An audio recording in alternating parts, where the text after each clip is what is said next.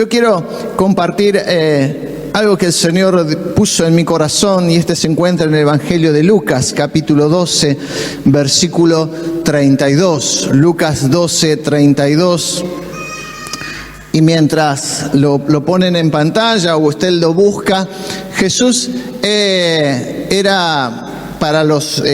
y voy a hablar del Evangelio de Lucas, cuyo autor estaba pensando en los griegos y en la cultura griega hacia los quienes escribió el Evangelio. Así que presentó a un Jesús al igual que cualquier grande filósofo que ellos tenían, ¿no? A Aristóteles le gustaba caminar, y mientras caminaba él le iba enseñando a la gente, y Jesús hacía más o menos lo mismo. Jesús iba caminando, iba andando, los que le seguían mientras iba en el camino, mientras paraba en alguna aldea, en algún lugar, él tomaba tiempo.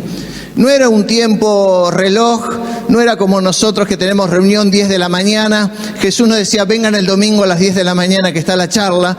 Él era de su cotidianidad, de las cosas diarias, de lo común. En cada momento con quien estaba, con los que estaban participando, él aprovechaba para compartir. Y una de las cosas, este es su último viaje. Él está viajando desde el norte de Galilea, yendo hacia el sur, caminando todos esos kilómetros hasta llegar a Jerusalén, donde estaría en el templo, daría sus últimas enseñanzas y terminaría crucificado y resucitando al tercer día. Pero este era su último, podríamos decir, su último viaje sobre la faz de la tierra. Era su último caminar físico con sus amigos, con sus discípulos, y él sabía que lo que se le avecinaba era muy complicado.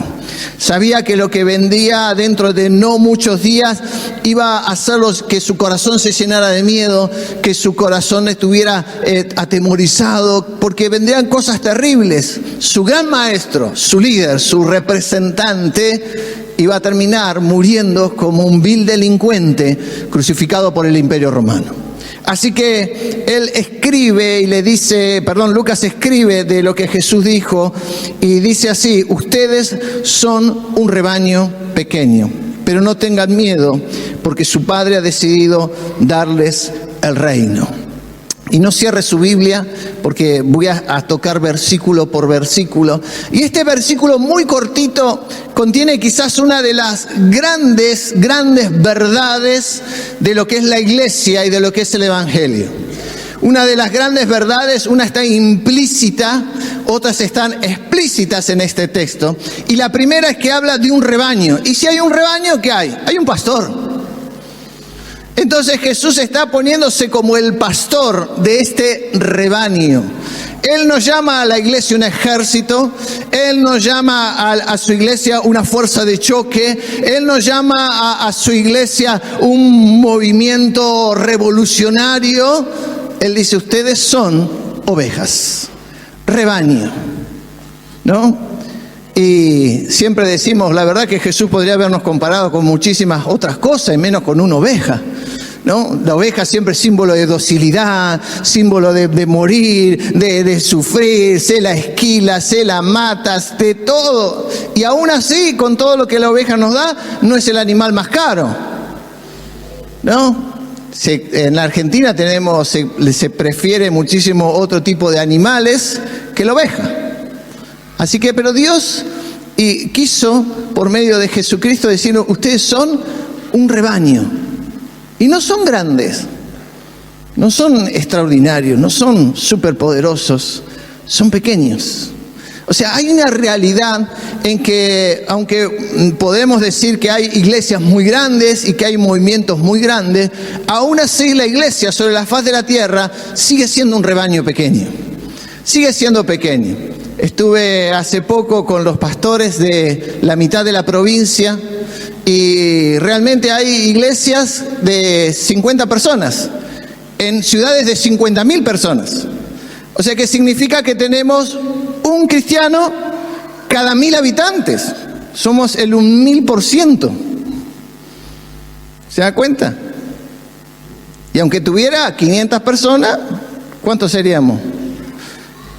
No llegaríamos ni siquiera a ser el 10, tendríamos que tener no sé cuántos, 5.000 para ser aproximadamente el 10%, y aún así no seríamos mayoría. seguimos siendo un rebaño pequeño. Así que hay una gran verdad en esto. A veces nos gusta sacar pecho para muchas cosas, pero hay una realidad espiritual, que somos un rebaño y que somos pequeños. Porque dice, Jesús mismo dijo, el camino que lleva a la perdición es ancho y muchos van en él. Pero el camino que lleva a la salvación es estrecho. Y la puerta por la que se pasa es todavía más angosta.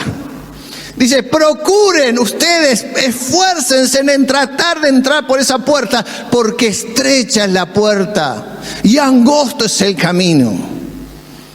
Así que cuando nosotros estamos pensando en iglesia, tenemos que pensar este concepto.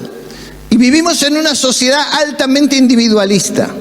Casi que podemos decir el concepto de poder trabajar en comunidad, de trabajar en grupos, cada vez es mucho más complicado. La gente dice, mientras yo me salve a mí me alcanza. Si me salvo yo, está bien.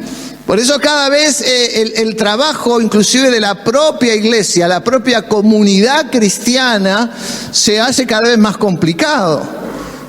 Para que estén todos hay que invitarlos a comer asado y que sea gratis encima. Porque aún así en los eventos que hemos hecho, aniversarios y todo, nos damos cuenta que falta mucha gente. Mucha gente. Y mucha gente que priorizó, no, me quedo en casa. Quiero ir a comer el asadito de ellos, el asado de casa es más rico. Y eso significa de que el individualismo está dentro de nosotros. Y si hay algo que Jesús quería que nosotros entendamos, es que somos un rebaño. Y que el rebaño para su supervivencia depende del uno del otro. Una oveja sola contra cualquier depredador no puede hacer mucho. Pero si todas las ovejas están juntas y si todas se mantienen unidas, es mucho más difícil para cualquier depredador hacerse de la oveja. Entonces la iglesia ha sido y será siempre contracorriente. Y nosotros tenemos que entender este concepto de parte de Dios, que somos un rebaño, una comunidad, no grande, tan pequeña, que nos necesitamos todos los unos de los otros. Por eso Jesús no habló de un mega rebaño, de un mega ejército. Él habló, somos pequeños. Y mi supervivencia espiritual depende de que vos estés a mi lado. Y que el rebaño pueda seguir avanzando depende de cada una de las ovejas, no solo del pastor. Y como iglesia tenemos que empezar a cambiar un poco el mensaje que recibimos para empezar a recibir el mensaje de Dios. Y el mensaje de Dios es, hermano, yo te necesito y vos me necesitas. Yo te necesito, yo necesito que vos estés, yo necesito que vos te comprometas, yo necesito que estés a mi lado, yo necesito de tu compañía, de tu presencia, de tu amistad, de tu saludo. ¿Y sabes qué? Vos también me necesitas, porque no somos muchos. ¿Qué verdad espiritual? Somos un rebaño pequeño, pequeño. Pero otra cosa les dice, el Padre ha decidido darles el reino. Y quizás acá esté el misterio o el secreto más escondido o más imperceptible. Es que el reino de Dios, el reino de los cielos, se nos delegó a nosotros. A nosotros se nos delegó el reino. Lo que significa que Dios nos entregó, escuchen esto, la administración, la comunicación y la expansión del reino. Se nos entregó a nosotros, a un rebaño pequeño, a gente imperfecta, a gente que tiene un montón de cosas, que llega a Cristo con un montón de problemas, dificultades, situaciones, y sin embargo Dios... Y no me preguntes por qué, porque yo dije tendría que haber puesto otra gente, podría haber puesto ángeles u otro tipo de seres, o a las personas que vengan a la iglesia a darles un superpoder, pero no, te eligió a ti, imperfecto, Me eligió a mí, mucho más imperfecto que vos, para que seamos administradores, comunicadores y expansores del reino. Entonces, entramos en un conflicto, o quizás más que un conflicto, en entender una verdad, que la administración del reino, porque es hecha como gente como nosotros, es totalmente imperfecta, aunque el reino no lo es. Así que Jesús dice, bueno muchachos, miren qué responsabilidad. La expansión del reino no decae o no cae sobre Jesús, no cae sobre los pastores, no cae sobre los predicadores, no cae sobre los evangelistas, cae sobre cada una de las ovejas que componen el rebaño. Y después Pedro va a decir algo, pero ya vamos a llegar. Ahora Jesús quiere que entendamos cómo podemos administrar este reino. Así que le dice, versículo 33, vendan ahora lo que tienen y denlo como limosna, consíganse en bolsas que no se hagan viejas y háganse en los cielos un tesoro que no se agote, allí no entran los ladrones ni come la polilla. Versículo 34, porque donde ustedes tengan su tesoro, allí estará el corazón. Y parece muy radical, decía, a ver, vendan todo. No, Señor, pero el celular me lo puedo quedar. Ahora yo dijera, si el Señor viniera acá y nos dijera, vayan ahora y vendan todo, ¿cuántos obedecerían?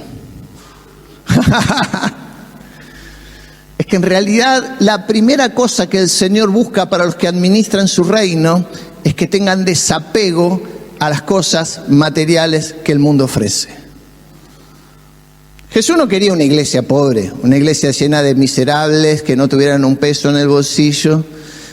Jesús estaba llevando una hipérbole, una imagen suprema, de decir, bueno, si es necesario, estén dispuestos a entregarlo todo.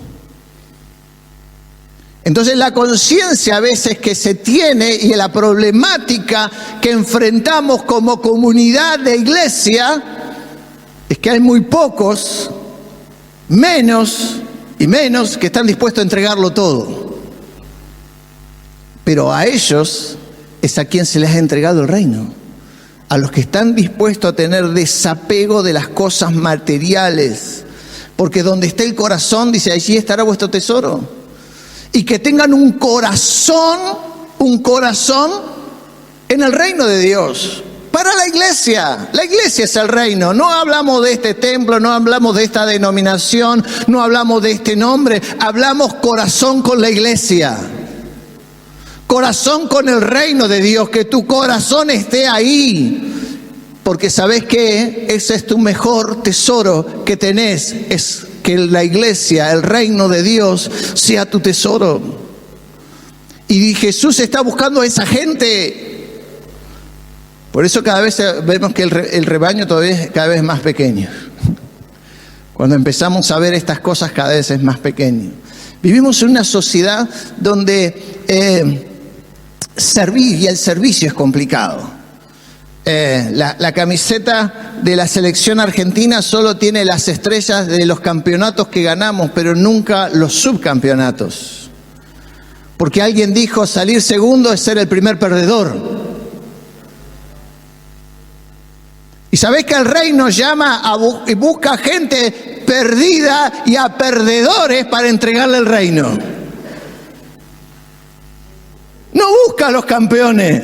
El reino no está lleno de campeones. Usted va a ver que la iglesia no está lleno de los hombres más poderosos del mundo, ni los más ricos, ni los con más renombre. La iglesia está llena de perdedores, a los cuales, a esos, le ha placido al Padre Dios entregarle la administración del reino de los cielos. Pero tienen que tener corazón para con el reino. El servicio es una palabra hoy complicadísima.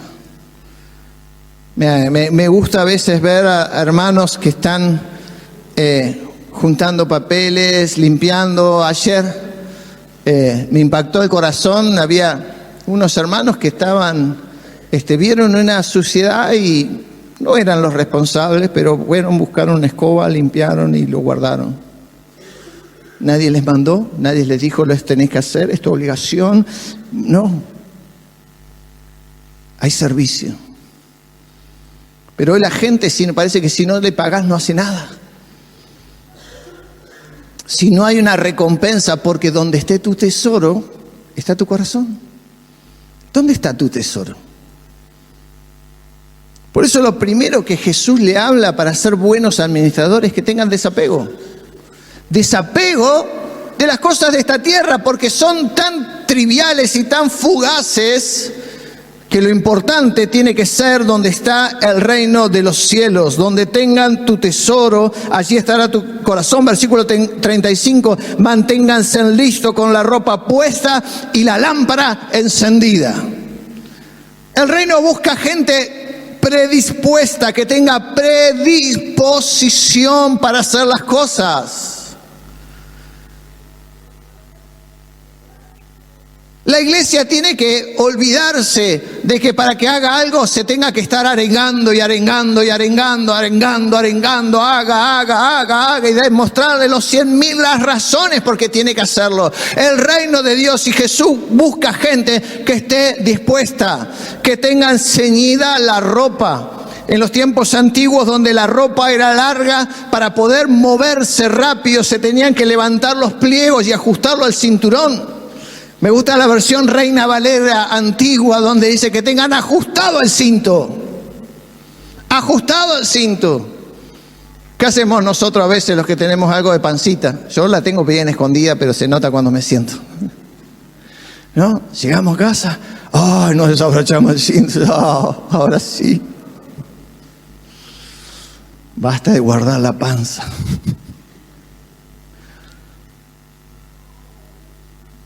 Jesús está buscando gente que esté todo el tiempo dispuesta, que esté predispuesta, que esté siempre preparada, que esté siempre, que decía, se necesita, yo voy, se necesita, acá estoy, hay una necesidad, ahí puedo colaborar. No importa a veces si somos profesionales en lo que hacemos, tenemos que tener disposición. No dice que todos los profesionales en el área estén listos, el resto puede irse a casa. No. Todos nos necesitamos. Volvemos al concepto 1. Iglesia, yo te necesito. Y ustedes me necesitan. La iglesia necesita de cada uno de ustedes, porque somos un rebaño pequeño, pero tenemos que estar predispuestos a servir, a estar ahí. Palabra que no nos gusta, pero estamos dispuestos a servir. Dice, con la lámpara encendida. La lámpara era una vasija así que se hacía de barro, se le colocaba aceite, se le ponía una mecha, a veces cilíndrica o rectangular, a la cual se le empapaba con aceite y le encendía. A medida que la mecha se iba consumiendo, iba...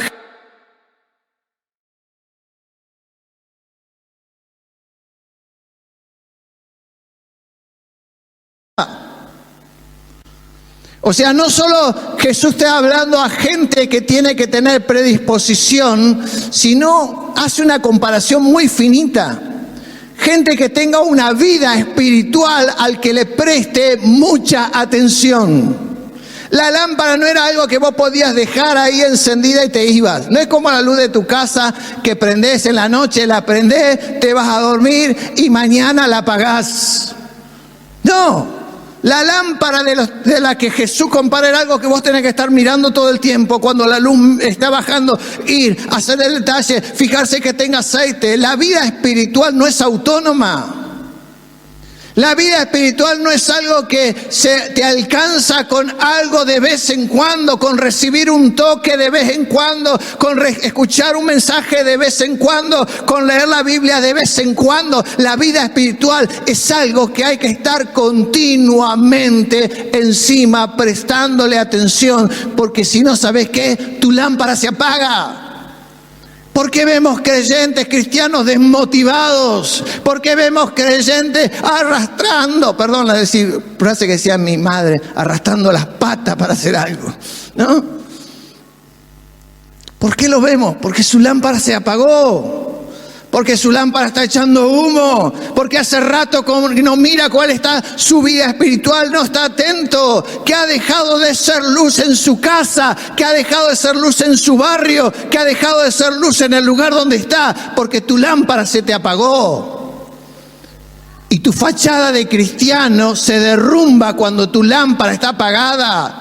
Vos podrás decir mucho que sos cristiano, pero si no tenés una vida espiritual, tu máscara hipócrita de cristiano se cae a pedazos. Por eso dice, el reino está sentado, está basado, al Padre le ha gustado dárselo a gente que tiene predisposición, pero que tiene una vida espiritual al que le presta atención. Una vida espiritual que está mirando, ¡ay, cómo está mi lámpara! Qué buena pregunta que te hagas, ¿cómo está tu lámpara hoy? Llegó echando humo. Está humeando ahí, sopla. ¿Cómo está el aceite? ¿Cómo está?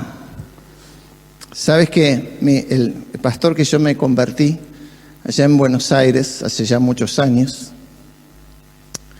él decía, ¿sabes cómo? Me decía Claudio, fue un buen discipulador, quiero decirle. Me decía, Claudio, ¿sabes cómo te das cuenta si un obrero tiene una vida espiritual preparada? Sin aviso, decirle, vení a compartir una palabra. Si empieza a tartamudear y a buscar en la Biblia de acá para allá, eso significa que hace mucho que no lee la Biblia, decía Claudita. Porque quien tiene una vida espiritual preparada dice, el Señor me habló en este texto, lo voy a compartir. Dice, es la prueba más rápida. Agarre cualquier líder y dígale, sin aviso, vení, pasate que después de este coro vas a compartir una palabra que Dios te haya hablado. Y vas a ver cómo uno se desespera.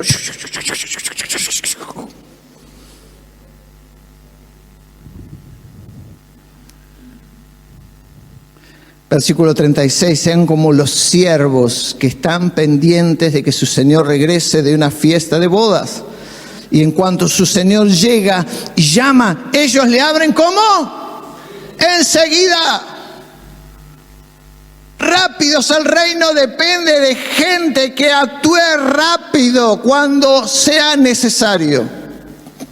Cuando el Señor te llama, cuando el Señor pone una carga en tu corazón. No somos postergadores compulsivos. Señor, no, ahora no, después. No, ahora no, después. Hablaba con alguien en estos días y me dice, bueno, el Señor puso esto en mi corazón. Le digo, ¿qué esperás para hacerlo? No sé, que estoy viendo, tal vez más adelante. Y yo le digo, imagínate, en la visión que le aparece el Señor al profeta Isaías. ¿No? Y aparece ahí, los cielos se abren, el profeta ve a Dios y el Señor le dice, pero ¿quién irá por nosotros? Y el profeta le dijo, ¿me lo podés preguntar el año que viene?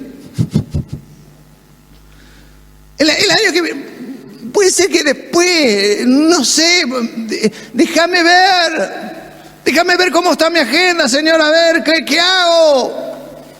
No, el profeta dijo, heme aquí. Mírame a mí. Jesús llamó a sus discípulos que estaban pescando y cuando el Señor los llamó dice que dejaron las redes, dejaron todo y le siguieron. Pero a otro llamó y le dijo, hey, tú ven y sígueme. No, Señor, espera que el viejo se muera, espera que el otro haga, espera que cobre una herencia, espere que herede la casa, entonces después te voy a seguir. ¿Qué hizo el Señor con eso? Quédate allá, que los muertos sigan enterrando a los muertos. El reino depende de gente que actúe con prontitud cuando el Señor llama. Dice, el Señor viene de una boda, ¿no? ¿Cuántos han ido a casamientos? fiestas de casamientos, ¿no? Hoy se estila mucho a la mañana, al mediodía, pero muchos son todavía de noche, ¿no? Y los novios vienen que a las 9. No, ¿a qué hora caen los novios a la fiesta? 10, 12 caen, 2:30, 1 por ahí. Y la fiesta termina a 4, 5 de la mañana, ¿no? Termina tarde, llegas tarde, arrastrando los zapatos a tu casa. Y Jesús quiere comparar el reino, no al que Él se va a una boda, a que regresa. Viene cansado, viene tarde, viene a la hora en que tenés sueño, viene a la hora que querés estar hecho un rollito metido en la cama, tapado ahí, pero el Señor viene a llamarte y a sacarte de tu comodidad para que respondas a su llamado. Cuando vos no tenés ganas, es cuando el Señor te llama. ¡Wow! Esa es la realidad espiritual. A veces hay alguno que dice, Señor, llámame a mí, llámame a mí, llámame a mí, y no pasa nada. Y hay uno que dice, yo ya no, ya está, bajé la persiana, ya está, ahora quiero estar tranqui. Y cuando vos estás tranqui, el Señor viene y golpea. Tranqui, levántate.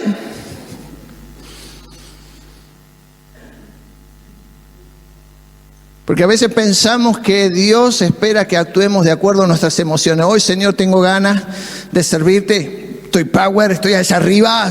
Y no. Sabés que cuando Dios te va a llamar, cuando estés más cómodo, cuando tengas más ganas de quedarte tapado con una frazada, es ahí cuando el Señor te va a decir, vení, ahora te necesito.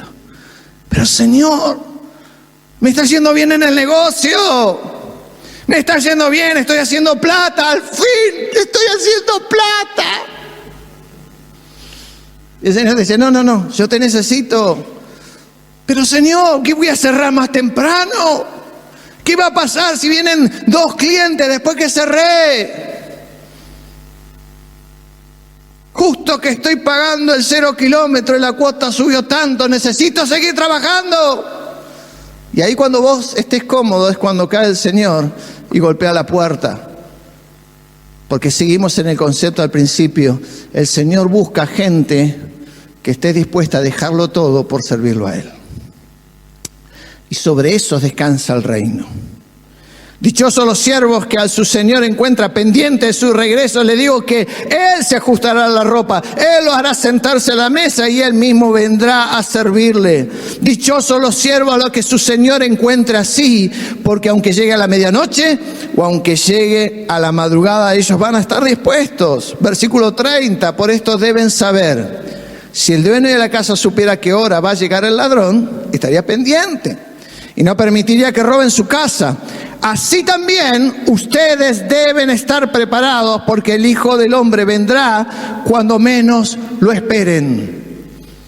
Y a veces pensamos solo que bueno, el fin del mundo está demasiado lejos, todo está demasiado lejos, pero la eternidad te espera a la vuelta de la esquina. Y vos tenés una fecha de vencimiento acá atrás que no alcanzás a ver.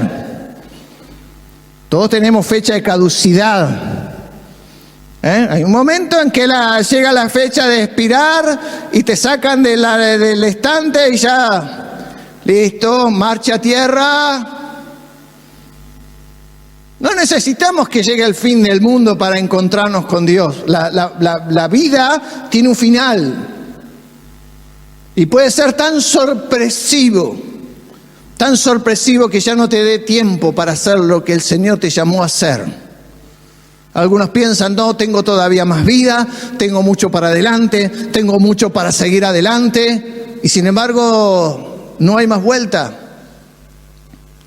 Un gran corredor de autos, Ayrton Senna da Silva, había sido alcanzado por el mensaje de Dios. Y él mismo en una entrevista dice, Dios me habló y me dijo que yo tengo que llevar su mensaje a otras partes del mundo, dice, en donde toda gente que me conoce, dice, pueda yo charlar con ellos y llevarle el mensaje de Dios. Pero quiero un campeonato más.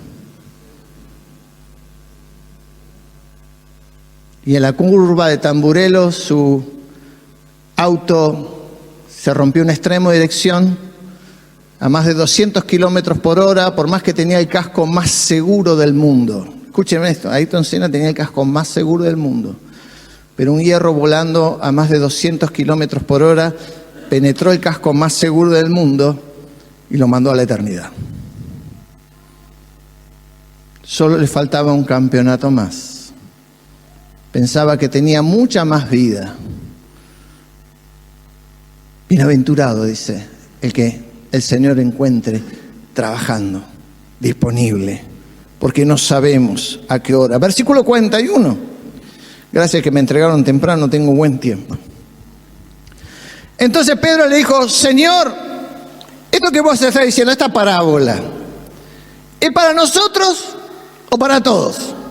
Estoy confundido, Señor, dijo Pedro. Estoy confundido porque, a ver, vos estás hablando. Y esto es para los escogidos, a los 12 que vos elegiste. ¿Somos nosotros los escogidos? ¿Somos nosotros los llamados? Entonces, ¿estos son demandas para nosotros o son para todos? No alcanzo a entender, dice Pedro.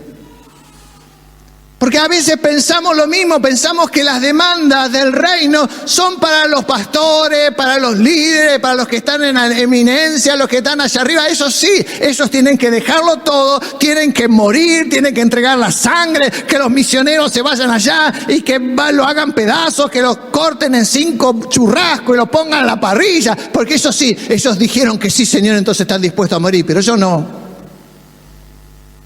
Porque yo me quedo acá en Paraná. Yo no, Señor, porque yo soy de Templo Buenas Nuevas. No, yo no, Señor, porque acá estoy bien. Y Pedro empieza a preguntarle lo mismo. A ver, Señor, esto que vos pedís, ¿es para nosotros o es para todos? ¿Quiénes están exceptuados de cumplir estas exigencias? Básicamente empezó a tratar de leer la letra chica, a ver, ¿hay alguna excepción acá? ¿No? Dijo, ¿hay algún lugar donde nosotros podamos zafar de esto? Y el Señor respondió: ¿quién es el mayordomo fiel y prudente al cual su Señor deja a cargo de los de su casa para que los alimente a su debido tiempo?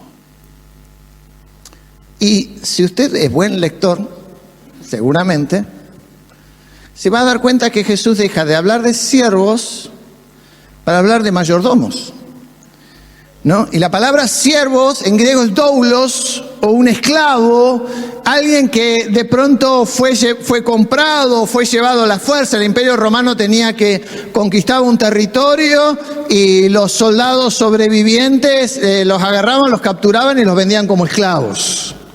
Entonces, por haberse enfrentado al imperio y haber perdido, su condena era ser esclavos. Entonces algunos llegaban a la esclavitud no porque quisieran, sino porque habiendo sido derrotados o habiendo enfrentado alguna revuelta contra el imperio, fueron agarrados y fueron vendidos como esclavos. Pero había otros que por cuestiones financieras u otras habían llegado a ser esclavos y entendían que si trabajaban, si se hacían parte de la casa a la cual ellos servían, posiblemente se convertirían en libertos, comprarían su libertad y podrían irse. Entonces, a veces dentro del reino de Dios y dentro del reino también hay algunos que dicen: bueno, estoy acá, pastor, aguantándolo a usted porque es el único camino al cielo. Si hubiera otro más lindo, seguro que no estaría. Y bueno, si lo que hay es que aguantar la iglesia, aguantémosla, porque lo que me interesa es el cielo, me da más miedo el infierno, entonces me aguanto lo que venga. Esos son los doulos. Pero el Señor está buscando a gente que sirva por amor a la casa. Y empieza a usar la palabra mayordomo. El mayordomo siente que la casa también le pertenece. El mayordomo siente que tiene que administrar los bienes de su señor como si fueran propios. El mayordomo fiel y prudente, dice, es aquel que entiende que aunque nada de lo que tiene le pertenece, los administra como si fueran suyos, ama como si fueran suyos, pone y siembra y da alimento a los demás como si fueran también sus hermanos y sus hijos. Hay dos maneras de estar en la iglesia. Porque te tenés miedo al infierno o porque amás el reino y amás a Dios de corazón. ¿Y a quién va a poner el Señor? Al fiel y al prudente. Al que es constante, al que permanece, al que está, al que se pone al frente. Pero no solo el que está, sino que aquel que es prudente. La palabra griega dice que es cauto, que opera con inteligencia, que es sabio. Dice, el Señor lo pondrá sobre toda la casa. Dichoso el siervo que cuando su Señor venga lo encuentre haciendo así. Le digo que lo pondrá a cargo de todos los bienes. Pero si aquel siervo cree que su Señor va a tardar y empieza a golpear a los criados y a las criadas y a comer y a beber y a embriagarse, ¡wow! Y como dije al principio, Dios decidió poner el reino de Dios sobre gente imperfecta. Hay mucha gente que empieza siendo fiel, que es prudente, que Dios lo honra, inclusive poniéndolo en un cargo, un liderazgo, un pastorado, una conducción nacional. Pero empiezan a darse cuenta y decir, bueno, me puedo dar algunos deslices. Y empiezo a maltratar a los demás. Y por eso dije al principio, hay algo que nos asombra, pero Jesús ya nos advirtió. Sí, hay pastores golpeadores, maltratadores. Sí, hay líderes que maltratan a otros. Una vez estaba en un lugar y vino un reconocido pastor, me miró con desprecio y le dijo al otro, che, dice, sacame estos intrusos de acá. ¿Existen? Claro que existen. Por supuesto. A veces vemos los escándalos de alguno que mete la pata, que defrauda, que es ladrón, que es corrupto, que es infiel, que es inmoral. ¿Por qué nos asombramos? Si el Señor dijo, hay algunos que van a pensar, tengo tiempo, puedo hacer lo que quiera. ¿Cuál es el problema? Y son los que están en los lugares de poder del reino, porque empiezan a maltratar a otros. Sí, no se asombre que hay pastores que se llenan de dinero sus bolsillos a costa de la gente. ¿Qué nos va a asombrar si Jesús lo dijo? ¿Nos vamos a rasgar las vestiduras y vamos a decir o tapar bajo la alfombra lo que es la mugre? Sí, el reino tiene mugre. Entonces no diga, ay, sí, pero no, sí, hay, y los hay. Algunos son acusados injustamente, a algunos se les plantó cosas, es cierto, hay muchos injustos, pero hay muchos que lo que se les dice es cierto. ¿Y de qué nos vamos a asombrar? Si Jesús dijo, pero va a venir alguno que siendo mayordomo, o sea, que está arriba de la casa, que está encima, que está en un liderazgo, que está en una posición, va a empezar a maltratar, va a empezar a embriagarse, va a empezar a tener una vida licenciosa, porque cree que ya es intocable. ¿Quién le va a decir algo si su nombre es tan grande, tan importante? ¿Quién lo va a tocar?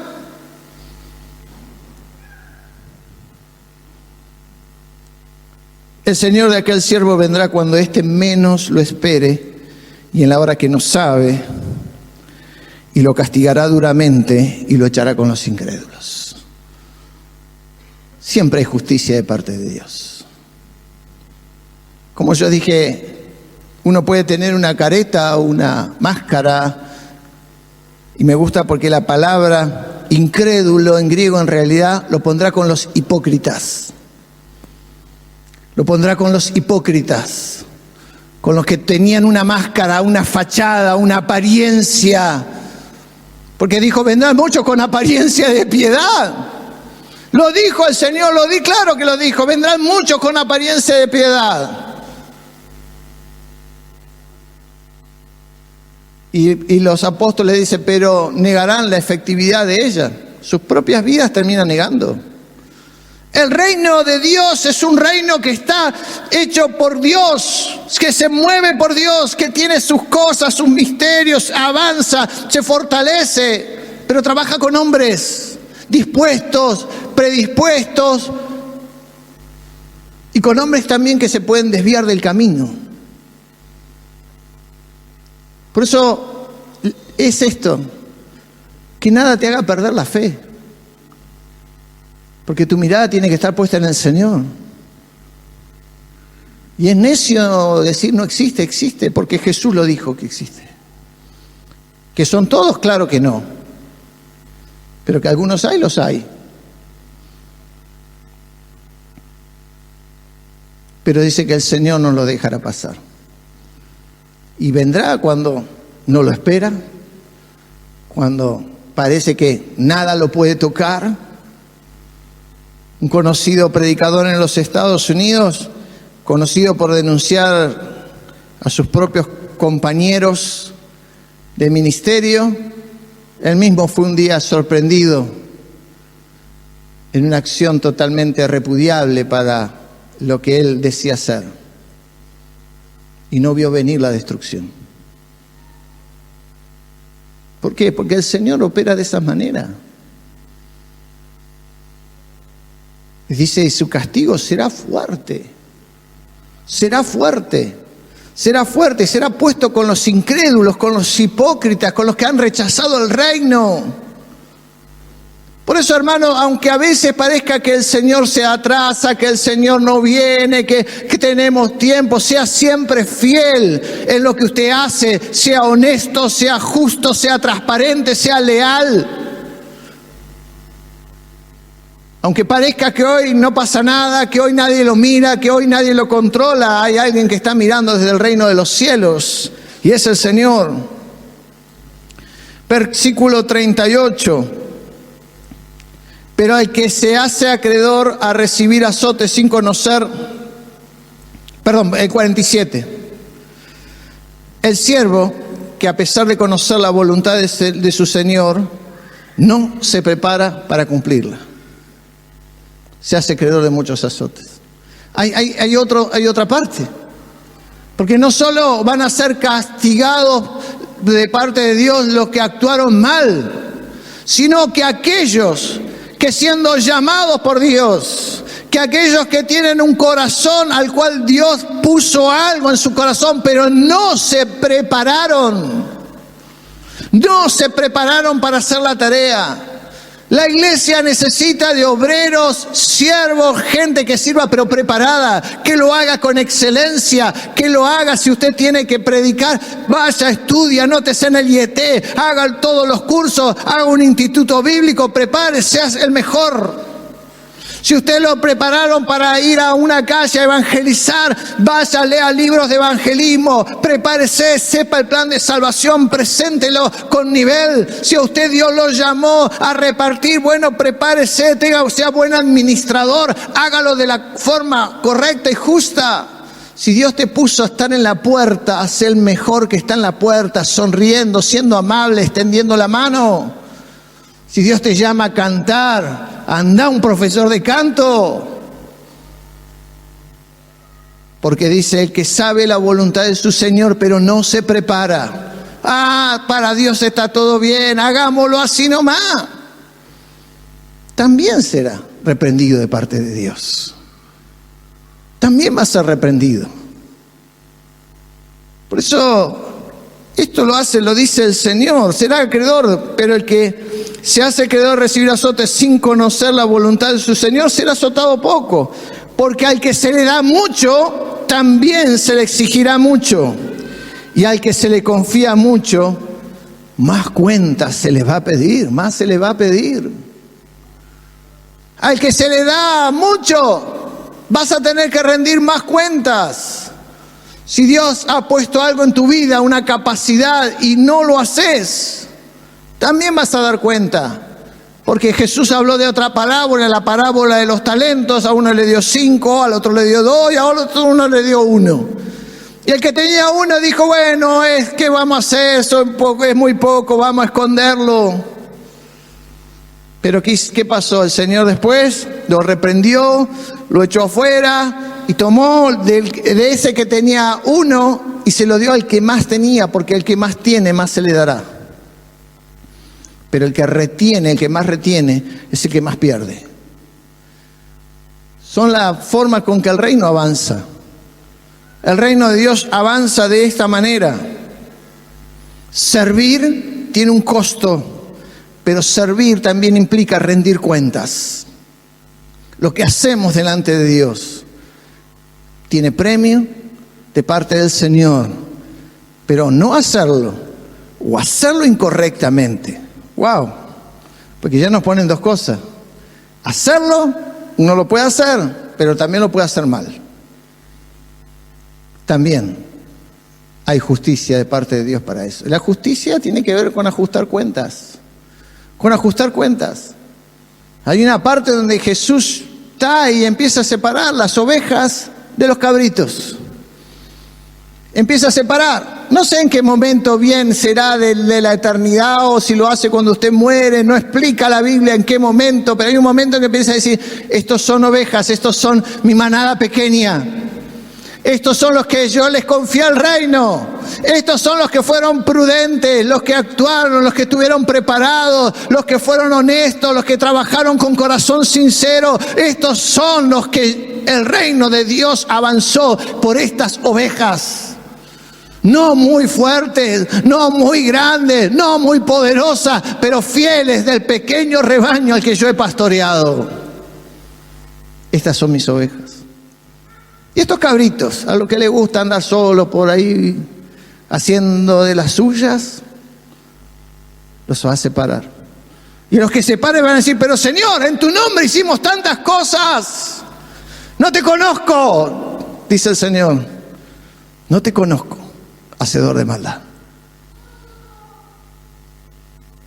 Nos gusta siempre pensar que la vida cristiana es un buen disfrute en la tierra y uno mejor en el cielo.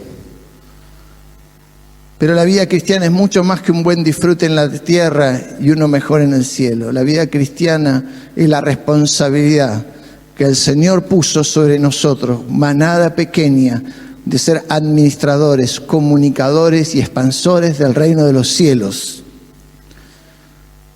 Y responde Jesús a la pregunta de Pedro, ¿quiénes están para eso? Todos. Concluyo con una frase que no es mía, tampoco puede encontrar al dueño de la frase, pero él decía, el que no sirve para el reino, al reino no le sirve. ¿Ah? Parece tonto, pero es así.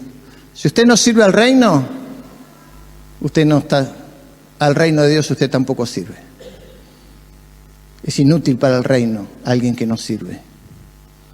Dicho en otras palabras, es inútil para el reino alguien que no tiene un corazón de servicio y sirve al reino de los cielos. ¿Cuál es la letra chica de esto? No la hay. No la hay. ¿Para quiénes es el mensaje? Para todos.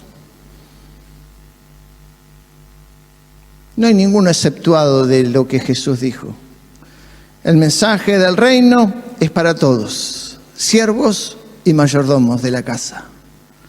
Si Dios te honra con ser el mayordomo de la casa, ponerte en un puesto de liderazgo, de trabajo, hazlo con integridad, con amor a la casa de Dios como si fuera tuya, con amor al reino como si administraras tus propias cosas.